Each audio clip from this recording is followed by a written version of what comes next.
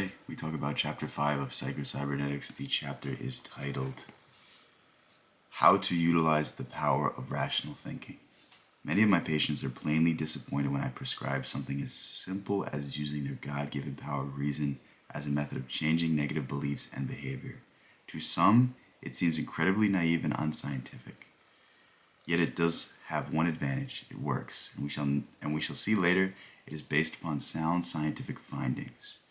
More or less what he's saying is the ability to view things, the ability to adapt how you change. Emerson has a great essay called Comparison, or no, it's called Compensation, where he goes, there's not a bad characteristic that's not also a good one. There's not a good characteristic that's not a bad one. Think about Julius Caesar or Alexander the Great. Ambition is often seen as a good thing, but ambition is what led to their downfall. Think about people like Napoleon. Napoleon was short in stature, but he was forced to make up for that through drive and resilience, and it drove him to become a man that almost conquered the world. And you could argue if that's a good thing or not, but it certainly drove him to worldly success, and that's saying something. There's a widely accepted fallacy that rational, logical, conscious thinking has no power over unconscious processes or mechanisms, and that to change negative beliefs, feelings, or behavior, it is necessary to dig down and dredge up material from the unconscious. Actually, that's not true. Your automatic mechanism, or what the Freudians call the unconscious, is absolutely impersonal. It operates as a machine and has no will of its own. It always tries to react appropriately to your current beliefs and interpretations concerning the environment. It always seeks to give you appropriate feelings and to accomplish the goals which you consciously determine upon. It works only upon the data which you feed it in the form of ideas, beliefs, and interpretations. It is conscious thinking which controls the knob, which is the control knob of your unconscious machine. It was by conscious thought, that perhaps irrational and unrealistic, that the unconscious machine developed its negative and inappropriate reaction patterns, and it is by conscious rational thought that the automatic reaction patterns can be changed. The late Dr. John A. Schindler of the famous Monroe Clinic, Monroe, Wisconsin, won nationwide fame for his outstanding success in helping unhappy, neurotic people regain the joy of living and return to productive, happy lives. His percentage of cures far exceeded that of psychoanalysis. One of the keys to his method of treatment was what he called conscious thought control. Regardless of the omissions and commissions of the past, he said, a person has to start in the present to acquire some maturity so that the future may be better than the past. The present and the future depend on learning new habits and new ways of looking at old problems. There simply isn't any future in digging continually into the past. The underlying emotional problem has the same common denominator in every patient. This common denominator is the patient has forgotten how, or probably never learned how, to control his present thinking to produce enjoyment. Okay, so I might spend a significant amount of time on what was just said because I think this is one of the most important things you'll ever learn. The past is the past. You cannot change it. Nothing you can do can alter the past. The only thing you can do is change who you are now to change your future. Because even the future we believe, even the things we dwell on, the things that we have to get done, every fear that exists about the future exists based off of past circumstances. So if you really want to change the way you view things, if you really want to change your life, you have to change your perception. You have to change who you believe yourself to be. You have to change how you act. You have to change how you move into each moment. And that all starts with thought. Everything is derived from thought. And we have to change our limiting beliefs and the things that we accept about ourselves so that we can move forward as a better person, so that we can move forward as a happy person. And simply put, most of the things we worry about all day long do not matter. Seneca said it best, we suffer more in our own minds than we do in reality, meaning that everything in our heads is built up because we're lingering on past emotions. We're lingering on things that we can't control. Who cares if someone broke your heart? That was 2 years ago. The more you think about it, the more it's going to prevent you from finding someone that treats you better. The more you linger on something that went wrong, the more you can just sit there and curl up in a ball and be sad. The only way to move forward is to forget. The only true way to get revenge on somebody is to forgive them. Because if you forgive them, then you no longer give them power over you. But if you spend your entire life hating on someone who did you wrong, you give them exactly what you want. You give them control over the only thing you have control over, which is your brain, which is your ideas, which is your thoughts. Let sleeping dogs lie. The fact is that The fact that they are buried in the unconscious memories of past failures, unpleasant and painful experiences does not mean that these must be dug out, exposed, or examined in order to effect personality changes. As we have pointed out earlier, all skill learning is accomplished by trial and error, by making a trial, missing the mark, consciously remembering the degree of the error, and making a correction on the next trial, until finally a hit or successful attempt is accomplished. The successful reaction pattern is then remembered or recalled and imitated on future trials. This is true for man learning to pitch horseshoes, throw darts, sing, drive a car, play golf, get along socially with other human beings, or any other skill. Okay, so I'm going to gloss over this next part because I think this is an idea that I can summarize pretty quickly. What he's saying is that failures don't matter if you learn from them. But if we perceive them as a failure, if we perceive them as an opportunity, if we perceive them as something to give up from versus an opportunity, then we didn't learn anything. But if you just see a misstep as an opportunity to grow, as an opportunity to learn, and you're always reframing it in that way, and you're always learning from each time you go out there and fail, then it's not a failure because you're slowly progressing to your end goal. And when we start reframing things like that, then nothing is impossible. But it's just getting out of your own head. It's just getting out of your own way. You're your own worst enemy. You're your own biggest obstacle. And the more you find yourself centered, the more you remove yourself from the scenario and look at the bird's eye view, look at how meaningful it's going to be in the end when you win because you failed so many times, when you can constantly pull yourself out of the situation and think about it in the bigger picture, that's where the real victories come from. That's where the real success comes from. It's through our failures where we become successes. Without failure, you will never accomplish anything in this world. Ignore past failures and forge ahead. Here again, hypnosis furnishes convincing proof. When a shy, timid wallflower is told in hypnosis and believes or thinks that he is bold, self-confident orator, his reaction patterns are changed instantly. He currently acts as he currently believes. His attention is given over completely to the positive desired goal, and no thought or consideration whatsoever is given to past failures. Dorothy Brand tells in her charming book, Wake Up and Live, how this one idea enabled her to become more productive and successful as a writer and to draw upon talents and abilities she never knew she had. She had been both curious and amazed after witnessing a demonstration in hypnosis. Then she happened to read one sentence written by psychologist F.M.H. Myers, which she said changed her whole life. The sentence by Myers explained that talents and abilities displayed by hypnotic subjects were due to a purgation of memory of past failures while in the hypnotic state. If this were possible under hypnosis, Ms. Brand asked herself, if ordinary people carried around within themselves talents, abilities, powers, which were held in and not used merely because of memories of past failures, why couldn't a person in the wakeful state use the same powers by ignoring past failures and acting as if it was impossible to fail? She determined to try it. She would act on the assumption that the powers and abilities were there, and if she could use them, if only she would go ahead and act as if, instead of in a tentative, half-hearted way. Within a year, her production as a writer had increased many times.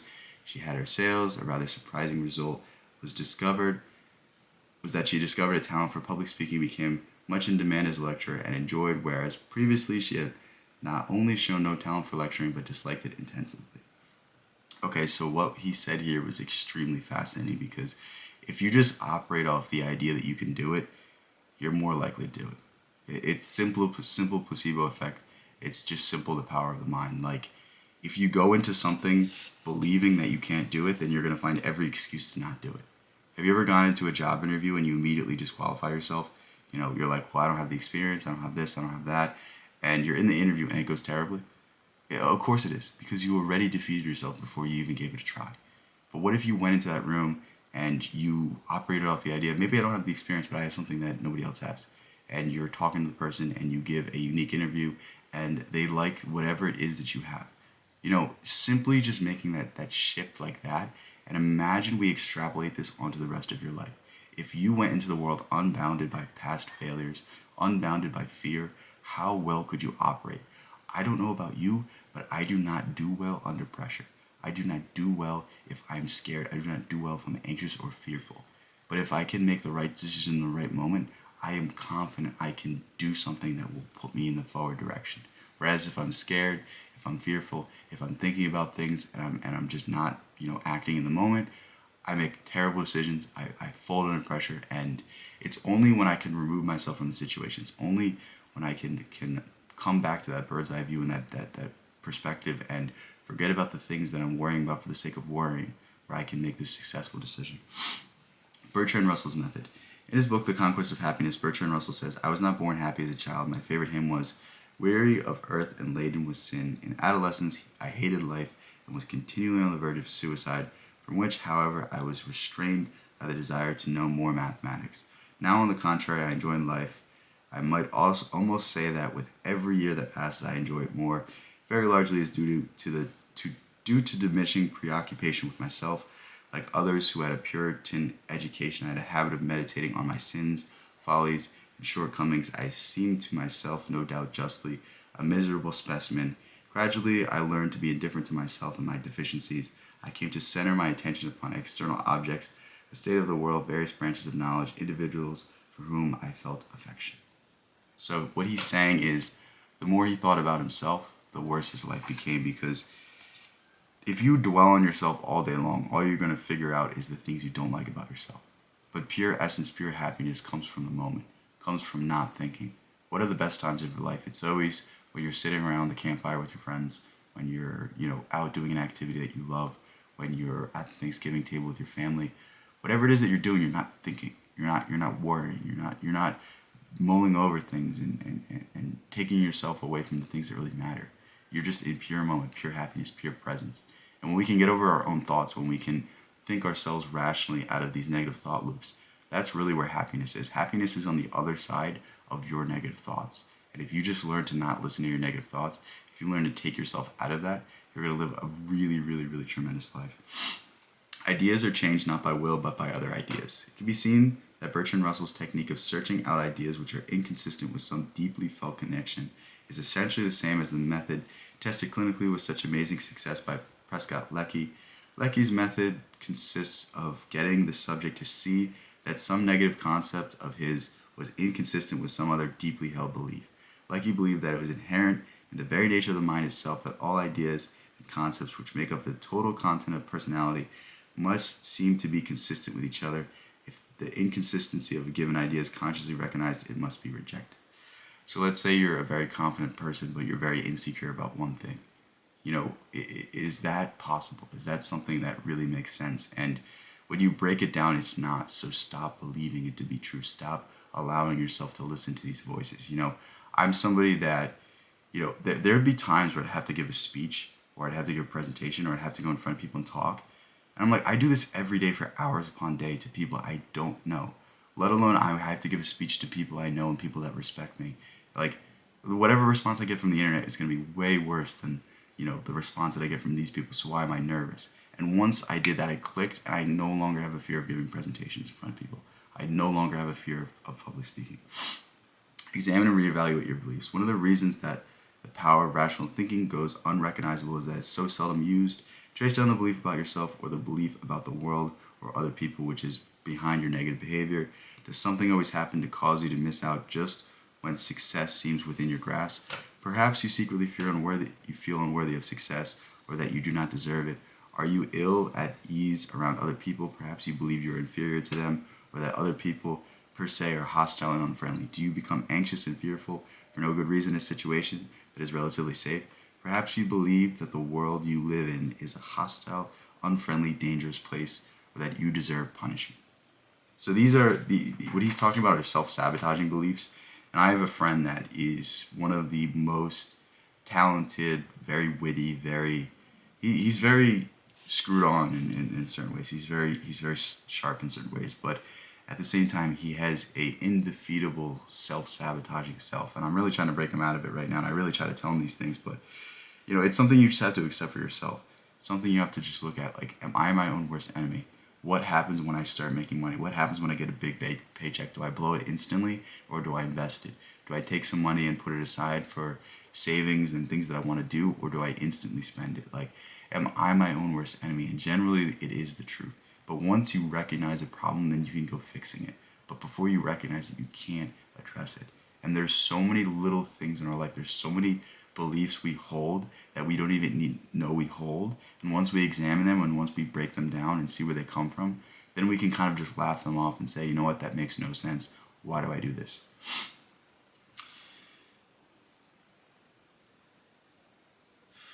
Why do I believe that I can? Then ask yourself, is this belief based upon an actual fact or upon an assumption or a false conclusion? Then ask yourself the questions. Is there any rational reason for such a belief? Could it be that I am mistaken in this belief? Would I come to the same conclusion about another person in a similar situation? Why should I continue to act and feel as if it were true if there is no good reason to believe it? So these are 4 questions that can really help you here.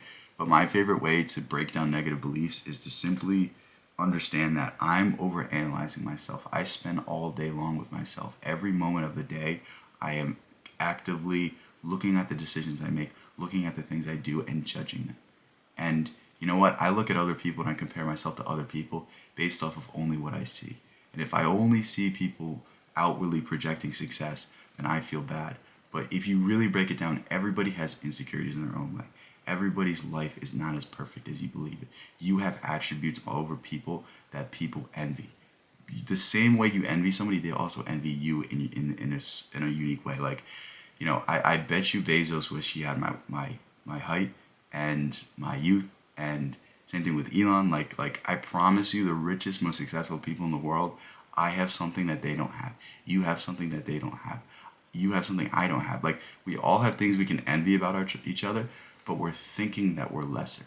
We're thinking that we're bad. We're thinking that our unique brand of individuality, our unique brand of humanity is not just as valuable as that person's. And that's the wrong way to think about things. And when you put it that way, when you see that, you know what, people are judging themselves just as much as me, I shouldn't feel so bad. I shouldn't be in my own head as much. You know, I'm doing the best I can. Like just cut yourself some slack.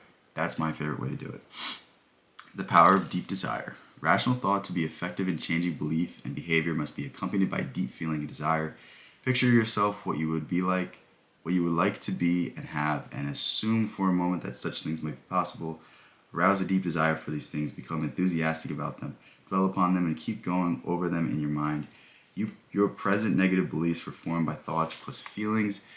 Generate enough emotion or deep feeling, and your new thoughts and ideas will cancel them out. Basically, what he's saying is picture yourself as if you already have it, act as if you already have it, move as if you already have it, and just that feeling alone will be more important than actually having the physical thing. As the Bible says, pray as and act as if you have received, and ye shall receive. And what it's really talking about is if you feel like you have the result, you don't need the external thing. You build yourself up to be the person that is deserving, that is worthy of these things, and that alone is enough to fulfill your happiness. What rational thought can do and cannot do. Remember that your automatic mechanism can easily function as a failure mechanism, as a success mechanism, depending upon the data you give it to process and the goals you set for it. Is basically a goal-striving mechanism. So he's saying the mind can be productive or non-productive. It could be your benefit or it could be your biggest drawback. And why not use your best tool for your benefit? What if you acted every single moment with a positive thought? What if in every moment you were inspired to do something great? How would your life go? And it would probably go pretty well, that's the answer. But it's getting to that place. It's changing these beliefs that really does this. You never know until you try. It is the job of rational conscious thought to examine and analyze incoming messages, to accept those which are true and reject those which are untrue. Many people are bowled over by the chance remark of a friend, "You do not look so well this morning." If you are rejected or snubbed by someone, they blindly swallow the fact that this means that they are an inferior person. For most of us are subjected to negative suggestions every day. If our conscious mind is working and on the job, we do not have to accept them blindly. It isn't necessarily so as a good model. So think about it this way. If somebody doesn't like you, maybe they just don't understand you well enough. Like, you can always spin things in a way that are less negative. You know, somebody rejects you, you're like, you know what? Maybe that person isn't the right person for me. I hope they find happiness, but you know, that's just a sign that, you know, I need to look internally. I need to, you know, do some soul searching, and you know, maybe when I'm ready, maybe that person will be interested. Like there's all sorts of ways that I wouldn't even call them coping mechanisms. I just think it's reflecting the world in a more positive light. The more positively you can see the world, the more positively you'll be reflected. And the more positively it's reflected, the better your life will be. Decide what you want, not what you don't want. It is the job of the conscious rational thought to decide what you want, select the goals you wish to achieve, and concentrate upon those rather upon what you do not want. Okay, this is a very important topic, and I'll give a very easy example. Let's say you think about failure all day. Let's say you think about being homeless all day. What you're doing, in fact, is putting the wrong kind of messaging in your brain. It serves you no purpose. In fact, it's detrimental to think about things you don't want. Right now, try not to imagine a $100 bill. You just did. That's it, put very simply. The things that you think about the most are the things that are reflected into your unconscious, the things that are reflected into your day-to-day life. And if you spend all day dwelling on negativity, you're going to see more negativity. Whereas if you spend all day dwelling on the things that you want, you're going to be aspiring upward to those goals. Keep your eye on the ball. It is the job of the conscious mind to pay strict attention to the task at hand, to what you are doing and what is going on around you, so that these incoming sensory messages can keep your automatic mechanism currently advised of the environment and allowed to respond spontaneously. In baseball parlance, you must keep your eye on the ball. It is not the job of the conscious rational mind to have, however, to create or to do the job at hand. We get into trouble when we either neglect to use the conscious thinking in a way that is meant to be used, or when we attempt to use it in a way that is never meant to be used. We cannot squeeze creative thought out of the creative mechanism by making conscious effort. We cannot do the job to be done by making strained conscious efforts, and because we try and cannot, we become concerned, anxious, and frustrated. Okay, so what he's saying here, and it's very important to the idea of creativity, to the idea of living out your dreams, is become the person that is capable of greatness and don't worry about the results. Because let's say you try to force something, there's like a lid on a thing that's overflowing and you try to close it. It's just going to cause all sorts of problems. Any sort of resistance, any sort of aggressiveness, any sort of anxious, any sort of failure that comes from forced effort is going to discourage you. Whereas if you just work and if you just move and you just act as if you already have it and you embody that ideal and you're slowly making progress and you see the progress and you're not worried about when it comes because you feel like you already have it, that's the way to do it. You need imagination and faith in the imagination to create anything great in this world. With that said, that's chapter 5 of Psycho-Cybernetics. Hopefully I did a good job of not reading everything in the chapter.